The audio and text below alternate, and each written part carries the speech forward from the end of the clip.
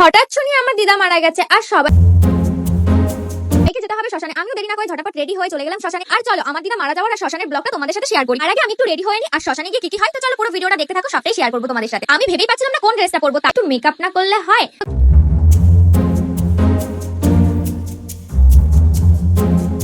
আমি ভাবতেই পারিনি আমার দিদা আমাকে ছেড়ে চলে যাবে। আমার এটা ভেবে খুবই খারাপ লাগছে যে আমার দিদা আমাকে ছেড়ে চলে গেছে এই দুনিয়া ছেড়ে পুরোটা, আর কখনো দিদা চাইলেও ফিরে আসতে পারবে না। যাই হোক, সবারই একদিন না একদিন উপরে যেতে হবে, এটা নিয়ে মন খারাপ করে আর কিছুই হবে না, এটাই নিজের মনকে বুঝ দিচ্ছিলাম। তাও মনটা কেমন করছে দিদার জন্য, খুব কষ্ট হচ্ছিল আমার দিদার জন্য যে দিদা দুনিয়া ছেড়ে চলে গেল। আমার ছোটবেলা থেকে যার সাথে এত কথা এত কিছু, যাকে আমি সবকিছু শেয়ার করতাম, হাসি মজা দুঃখ, আমাকে কত রকম গল্প বলতো। তোমাদের দিদা কি তোমাদের গল্প শোনাতো? আমাকে কিন্তু ছোটবেলা থেকে এখনো আমার দিদা আমাকে খুব গল্প তো সেগুলোই আমি খুব মিস করছি। আর হবে যেটা হওয়ার সেটাই হলো। আর এইদিকে আমি মেকআপ করতে করতে দেখো মেকআপটা কি হয়ে গেছে, কারণ আমার এত টেনশন এত কষ্ট হচ্ছে আমার দিদার জন্য যে আমি আর কিছুই করতে পারছিলাম না। তাই জন্য ভাবলাম যে একটু যেমন তেমন রেডি হয়ে ন্যাচারাল ভাবে যাই। জানো তো তোমাদের সাথে আমি ডেইলি ব্লগ শেয়ার করছি, ভাবলাম এটাও শেয়ার করি তোমাদের সাথে যে কি কি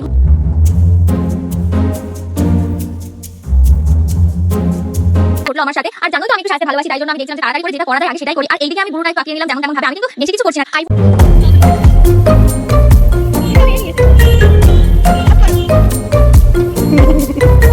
হালকা করে একটু আঁকিয়ে নিলাম। আমি কিন্তু সেই রকম কিছু সাজি না, জাস্ট একটু চোখের উপর গ্লিটার দিয়েছি আর একটু হালকা করেই সাজি, সেরকম কিছু না। দেখো কেমন লাগছে তাই বলছি।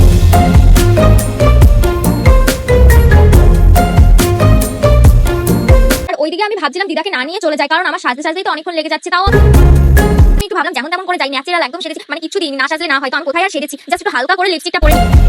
তো চলো এবার চলো দেখা। ফাইনালি আমি শ্মশানে চলে এলাম। আর সবার মাঝখানে ভিডিও করতে কেমন একটা লাগে বোঝোই তো তোমরা, সেই জন্য আর কারোর সামনে ভিডিওটা করলাম না, একটু ভিতরে এসে দেখছিলাম।